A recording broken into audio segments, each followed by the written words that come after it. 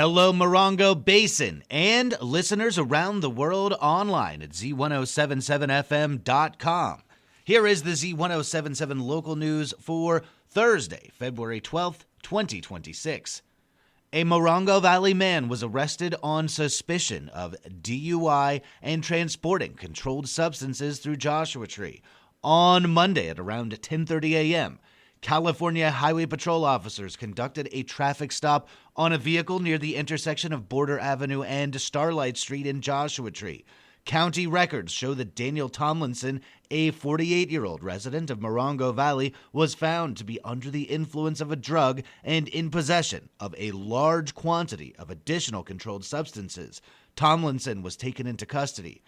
Daniel Tomlinson was arrested on suspicion of transporting controlled substances, possession of controlled substances with 2 priors, and DUI. He is being held at the West Valley Detention Center on $50,000 bail. As Johnson Valley quiets down from 3 busy weekends of King of the Hammers, another group will be posting up on the OHV land for the next 2 weeks. Online news editor Robert Hayden has more.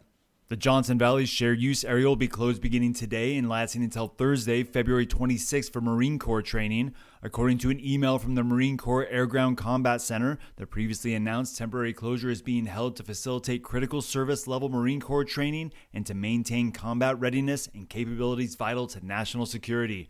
The Johnson Valley OHV recreation area remains open for public use.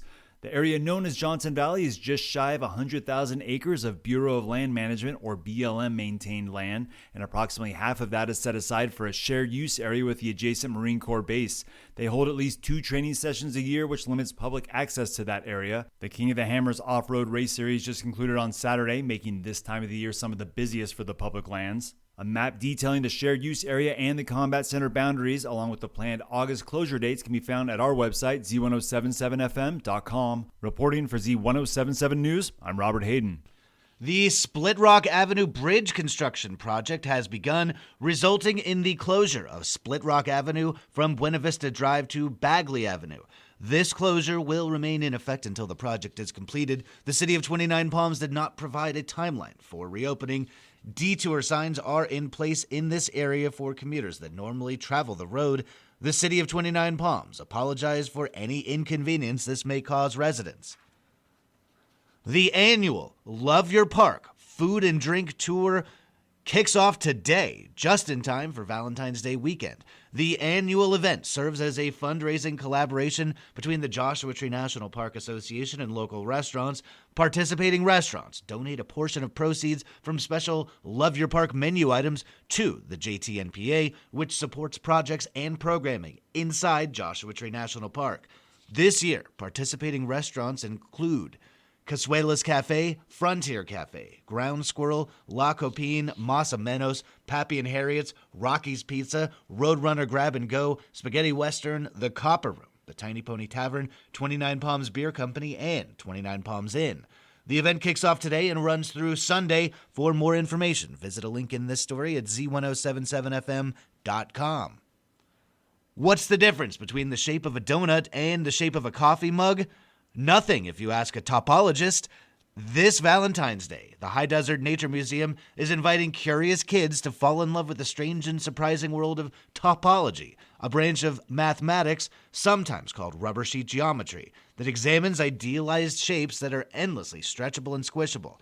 The session will feature fun hands-on projects, puzzles, and mathematical magic tricks to demonstrate that math is more than just numbers on a page.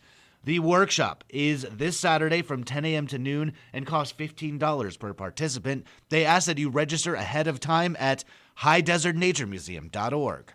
The town of Yucca Valley's Youth Commission puts on a senior dance every Valentine's Day, and this year, the dance will actually happen on Valentine's Day. This Saturday, seniors from across the Morongo Basin are invited to a night of dinner, dancing, and live music at the Yucca Valley Community Center. Tickets are just $10 and include dinner and live music by Night Shift. The doors open at 5:30 and the dinner and dance is at 6 p.m., running to 8 p.m. Copper Mountain College's long-running literary arts journal, HOWL, is now accepting submissions for their 2026 issue, open not only to students, but all members of the Morongo Basin community. Reporter and author Gabriel Hart takes a closer look at HOWL's history, what they're looking for submission-wise, and his own experience with the literary journal. CMC's HOWL Art and Literary Magazine has been a platform for student and larger community creativity and storytelling since 1996. Founded by Greg Gilbert, each year it brings together students and community members who share their voices through a variety of creative work, from memoir, fiction, and poetry, along with photography and other visual art. HOWL celebrates creativity in all its forms, though AI is prohibited, and continues to grow through contributions of their students, faculty, staff, and the High Desert community. HOWL was one of the first high desert journals I was published in back in 2016, and I remember the confidence it gave me when I was aiming to establish my writing locally and meet other writers. So if the literary world appears difficult to navigate when you're just starting out, I'd say HOWL is a great place to start on an immediate community level. Deadline for the 2026 issue is Friday, February 27th. For guidelines and submission directions, please visit the link in the story at Z107.7fm.com. Reporting for Z107.7 News, I'm Gabriel Hart. And finally, the staff of Z107.7, including Cody and me, have been reading Wuthering Heights in advance of the movie adaptation released on Friday. The Z107.7 Book Club will be discussing Wuthering Heights live on the air Friday. Originally scheduled to happen during the morning show, Gary Dignot has graciously let us take over the 10 o'clock hour. That means we'll be able to take more listener calls and texts about the book. So, if you've been reading Wuthering Heights along with the Z107.7 crew, tune in and call up Friday morning from 10 a.m. to 11 a.m. That's our local news. Hear local news 7 times a day, 7 days a week at 7, 8, 9, noon, 4, 5, and 6. If you hear about news happening, let us know. Email us at tips@z1077fm.com. Reporting for the Morongo Basin News Leader, the award-winning Z107.7 Local News, I'm News Director Jeff Harmetz.